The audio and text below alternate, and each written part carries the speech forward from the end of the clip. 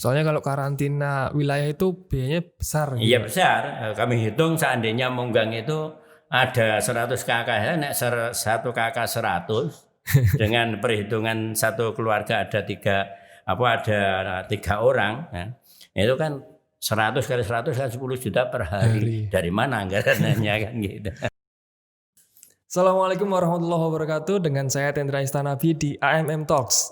Kesempatan kali ini saya kedatangan tamu yang sangat spesial. Saya kedatangan tamu Pak Lurah Desa Sitimulyo, Pak Haji Juweni.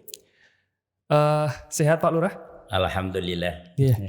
Ya, kesempatan kali ini kita akan ngobrol-ngobrol mengenai masih dalam kondisi COVID ya, masih dalam wabah pandemi corona, di mana-mana kita belum bisa kemana-mana seperti itu, walaupun katanya sudah new normal. Nah, ini kita pengen ngobrol-ngobrol dan lebih tahu bagaimana Desa Sitimulyo selama ini menghadapi virus pandemi COVID-19 ini. Seperti kita ketahui, beberapa waktu yang lalu sempat ada warga yang positif COVID seperti itu, dan kemudian sempat katanya ada karantina dan seterusnya. Nanti kita akan tanyakan lebih jelas ke Pak Lurah nggih.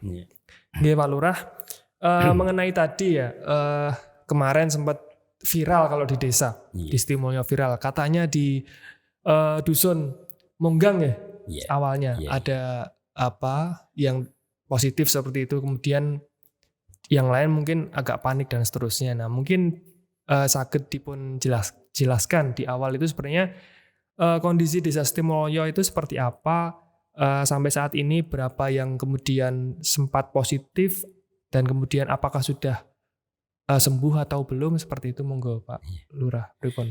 Ya, sebelumnya Assalamualaikum warahmatullahi wabarakatuh. Ya, Assalamualaikum warahmatullahi wabarakatuh. Hamdan wa syukron. Terima kasih di Dendra.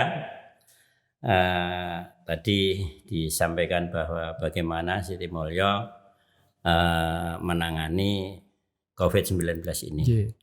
Sejak ada instruksi dari pemerintah pusat bahwa masing-masing desa harus segera mempersiapkan diri untuk ikut menangani, bahkan karena desa itu merupakan ujung tombak, maka segera bersikap, maka segera kami bentuk tim COVID. Dalam pembentukan tersebut kami bagi menjadi 4 bagian.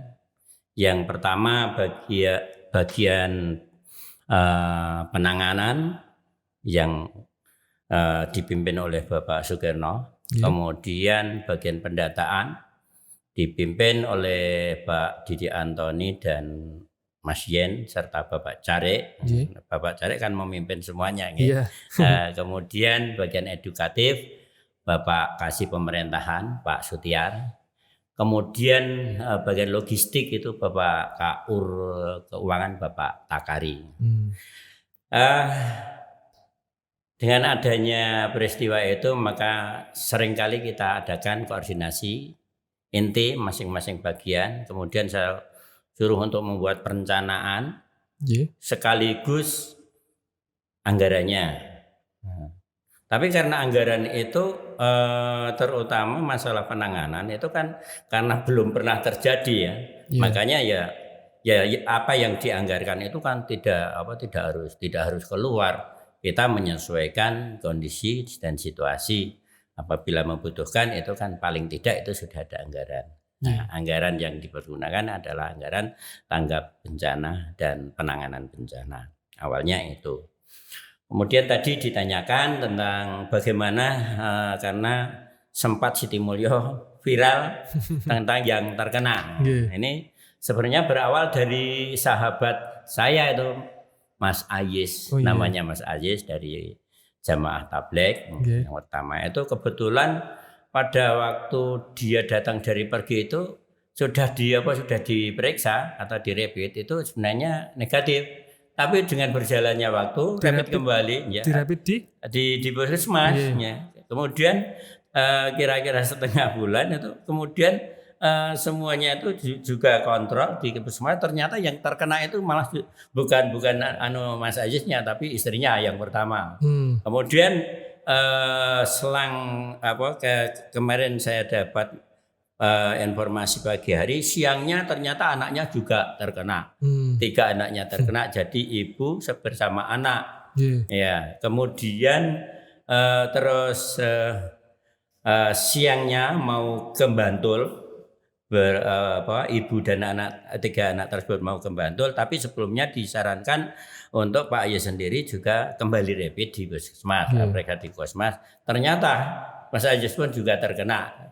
Jadi pada waktu itu di rapid kedua positif. Iya, positif. Kemudian ke Bantul. Ke rumah sakit daerah Bantul nggih. Iya, karena sekali kejadian ada 5 kan tidak hanya desa, termasuk kampung pun juga terkena. Menjadi bingung. Dan juga ini kan pada waktu itu apabila ada yang terdampak atau terkena, itu kan seakan-akan masyarakat itu memutus bahwa itu seakan-akan zona yang membahayakan. Makanya orang yang mau mendekat di Monggang, di Monggang itu pada takut. Nah, semuanya takut. Bahkan seringkali yang awal-awal itu apabila ada orang yang mau pulang itu tidak diterima dengan masyarakat. Itu ada yang seperti itu. Tapi bahkan saya pernah jam 2 malam itu didodok sama ketua BPD saya karena ada kejadian ada yang pulang tapi sementara masyarakat belum bisa menerima. Akhirnya saya juga sama ketua BPD Pak Toto Kahono itu ke balai desa, kemudian saya menawarkan silakan pilih di balai desa yang kantor lembaga itu kan ada 3 kantor lembaga untuk karantina itu. Untuk karantina sementara karena sebenarnya masing-masing kering kan kami sediakan tempat karantina tapi kan belum dipersiapkan pada waktu itu. Ada yang pulang dari Kutin itu ditolak, kemudian saya tawarkan di balai desa atau di tempat saya, karena tempat saya itu kan ada rumah yang atas, rumah tingkat yang atas itu kan ada beberapa kamar yang tidak dipakai. Dengan tujuan jangan sampai masyarakat itu terlalu takut. Tempat saya ditempati siap, terkesan justru malah mengabaikan gitu.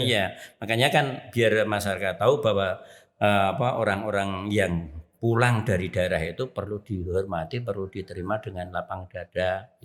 Kalau sudah terlanjur pulang. Tapi sebelumnya ya sudah diteleponi sebaiknya jangan tidak pulang. Dan apabila sudah terlanjur pulang itu kan 14 hari. Nah, akhirnya masyarakat pun juga dikasih pengertian. Kan banyak yang menolak, dikasih pengertian, semuanya akhirnya bisa menerima dengan baik. Kemudian setelah itu kita menyiapkan tempat untuk karantina masing-masing kering, masing-masing kering ada tempat karantina. Jadi di sana kan ada 4 kering, tapi justru kami sediakan 5 tempat untuk karantina. Kemudian untuk korban tadi katanya sempat bergelombang juga. Itu yang tadi itu berarti yang pertama. Yang pertama. Kemudian karena kalau ada yang terkena itu di mana dia itu berinteraksi dengan orang lain karena karena dia itu orang aktivis masjid. Makanya aktivis masjid dan aktivis pengajian, makanya kelompok pengajian juga dirapid, kemudian kelompok masjid juga yang berinteraksi dengan tadi.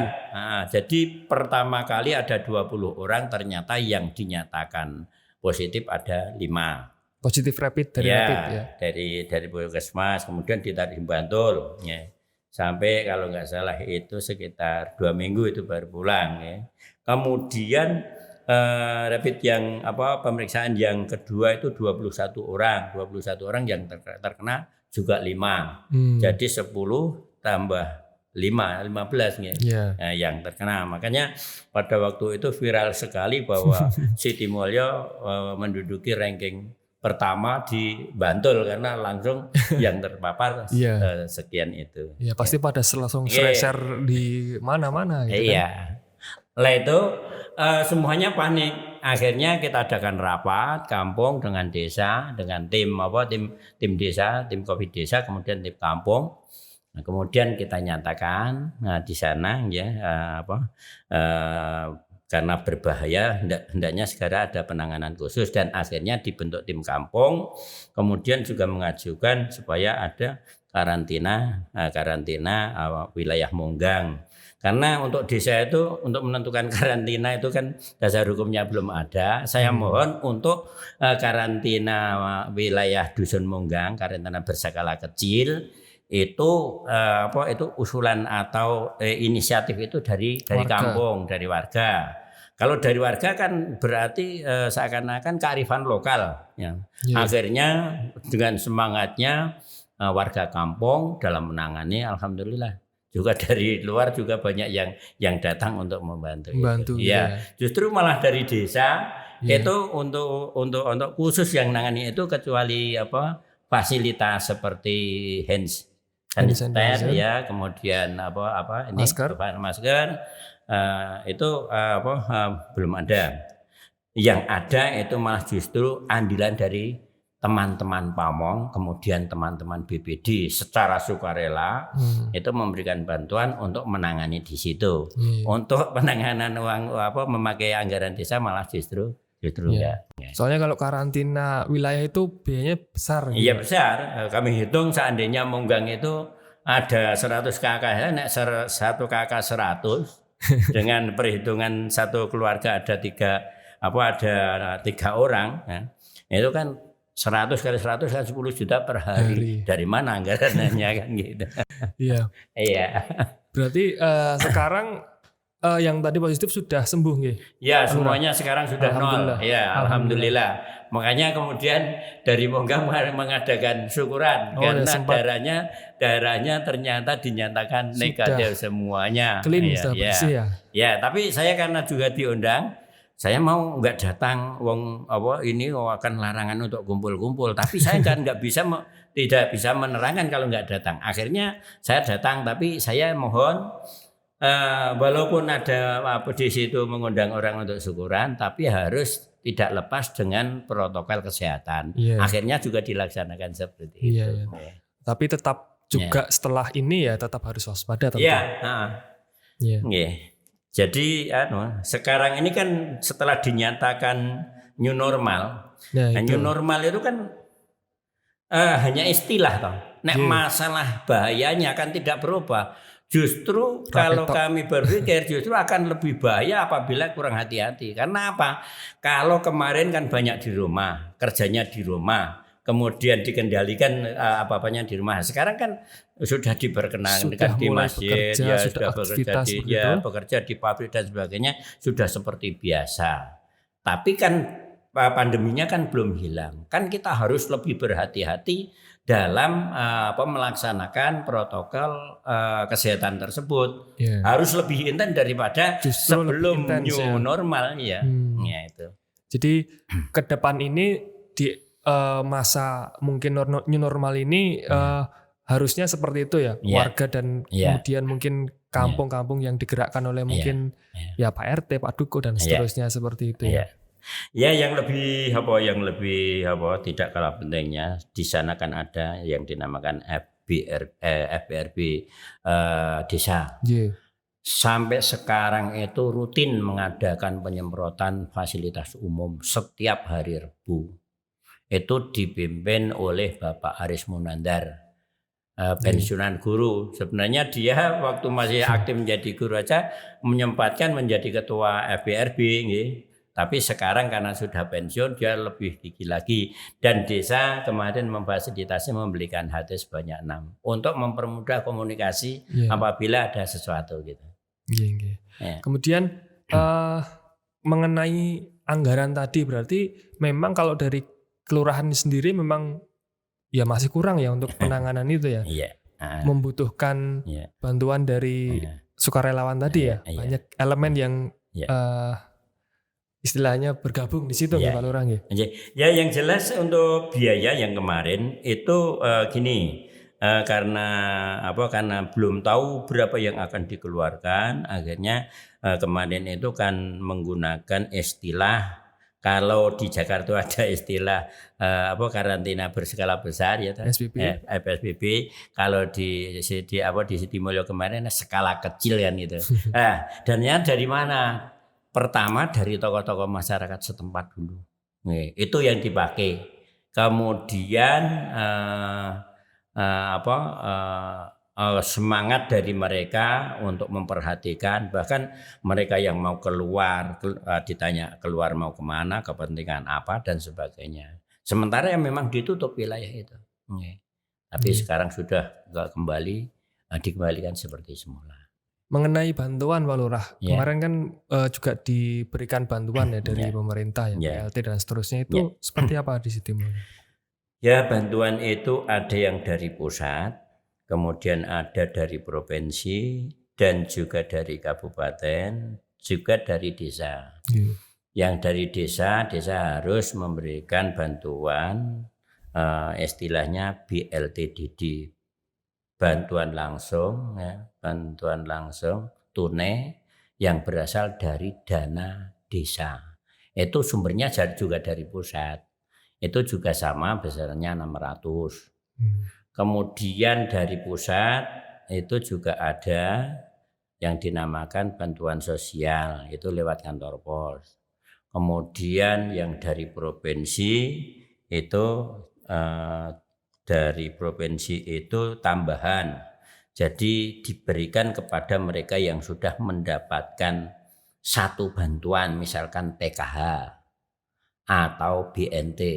Nah, BNT itu karena itu kan besarannya hanya kurang lebih 200, makanya dari provinsi itu menambah 400.000 itu nanti selama 3 bulan. Nah ini baru dicairkan yang pertama, semua yang pertama kecuali yang dari Pemda Bantul ini baru nanti hari kalau nggak salah besok hari Kamis tanggal 11 itu baru mau diberikan untuk yang dari Kabupaten Bantul.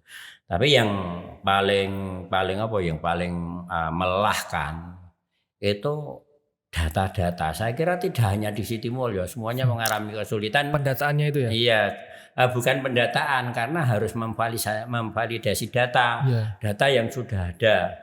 Nek seandainya data itu pada waktu itu disuruh data mereka yang terdampak, itu saya akan lebih mudah. Tapi karena data itu sudah dari DTKS, data itu yang sudah data terpadu dari Dinas Sosial. Data dari atas ini. Iya, dari atas itu harus divalidasi. Mereka yang belum mendapatkan itu siapa saja. Makanya mengalami kesulitan karena apa? Setiap pemberian bantuan PKH bulanan, kemudian BPNT itu kan desa kan tidak dilibatkan. Itu yang terlibat kan pendamping PKH.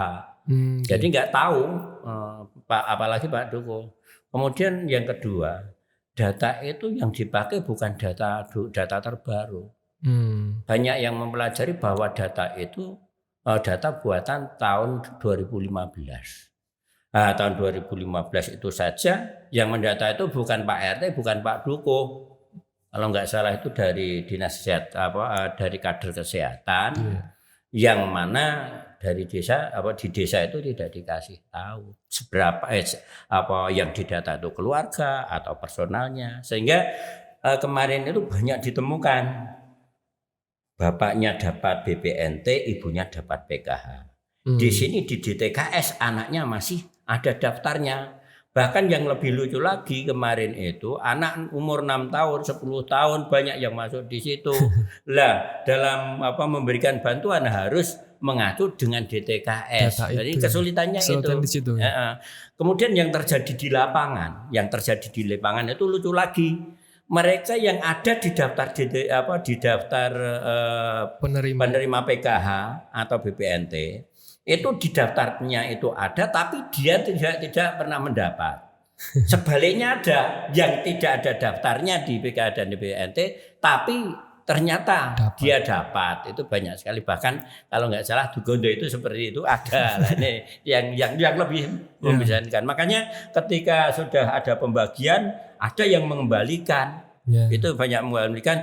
Kalau mengembalikan itu nanti kan ada yang bisa di orang lain, tapi kan harus musdes. Jadi beberapa kali musdes. Alhamdulillah antara BPD dengan pemerintah desa itu dengan perangkat itu kerjanya itu di samping semangat juga sinergi. Jadi setiap saat dibutuhkan, entah itu BPD entah perangkat itu siap gitu loh. Alhamdulillah itu yang perlu kami syukuri ya. Bahkan untuk Pak Dukuh itu kadang-kadang jam 1 saya WA harus datang ke balai desa. Urusan apa? Urusan validasi data tersebut. Itu hanya terlalu biasa. Bahkan 3 personil itu jarang pulang ya. Anak buah saya, tapi saya juga menemani Pak Didi Antoni, Pak Yen sama Pak Carik itu malah harang-harang pulang di balai terus. Itu ya ngurusi data-data. Terakhir nih Pak Lurah, harapannya tentu saja ke depan setelah ya tentu harapan kita semua segera pulih ya kondisinya. Tapi khusus untuk desa dan warga Istimewa seperti apa? Ya harapan saya dengan dinyatakannya negara kita sudah memasuki pada new normal, tapi kami berharap kepada masyarakat karena kami lihat asumsi masyarakat itu kelihatannya agak berbeda. Ketika ada kalimat new normal itu seakan-akan kondisi itu sudah normal. Bahkan itu kan harusnya itu lebih hati-hati. Karena kalau kemarin itu tidak banyak interaksi dengan orang secara langsung, sekarang kan banyak interaksi. Ini yang lebih membahayakan. Apalagi yang dinamakan virus itu nggak kelihatan. Apakah kita itu membawa atau apa mereka itu membawa kan tidak tahu. Maka dari itu harapan kami masyarakat ini monggo bareng-bareng kita taati anjuran, karena beberapa di samping pemerintah kan ormas-ormas yang lain itu kan juga sudah memberikan himbauan yang luar biasa. Ini kan berarti kita itu dituntut untuk menjaga diri, ngulinake gitu loh, menjaga diri untuk kesehatan. Karena ketika orang itu ora sehat berapapun harus ditebus gitu. Tapi ketika sehat kadang-kadang lale. Maka dari itu jangan sampai ada kelalaian sebelum kita mendapatkan musibah. Yang kami harapkan semua masyarakat semuanya, tidak hanya di Sitimulyo, kami harapkan segera taat dengan himbauan-himbauan itu sehingga kehidupan di masyarakat kita itu bisa benar-benar terjaga. Amin. Amin ya Pak Lurah. Ya jadi seperti itu tadi pembicaraan kita mengenai bagaimana Desa Sitimulyo melawan dan menghadapi COVID. Sempat ada yang positif, tapi kemudian juga ada yang karantina lokal istilahnya seperti itu. Tapi alhamdulillah sekarang sudah bisa kembali pulih dan saat ini nol ya Pak Lurah. Bersih ya. Kita harapkan dalam kondisi new normal ini ya tetap terjaga. Jangan sampai lengah karena new normal terus kita jadi senang-senang gitu boleh kemana-mana ya tetap harus berhati-hati dan tetap menggunakan protokol-protokol kesehatan yang dianjurkan. Pakai masker, ini saya nggak pakai masker tapi masker saya di sana. Saya pakai masker, kemudian pakai yang lain, cuci tangan dan seterusnya itu seperti itu. Ambil jarak dan sebagainya. Terima kasih Pak Lurah atas waktunya. Terima kasih sekali sudah hadir di sini ngobrol-ngobrol dengan teman-teman AMN Piungan. Terima kasih. Saja teman-teman, jangan lupa subscribe dan like dan juga boleh share di manapun pembicaraan kita ini. Terima kasih. Assalamualaikum warahmatullahi wabarakatuh. Assalamualaikum warahmatullahi wabarakatuh.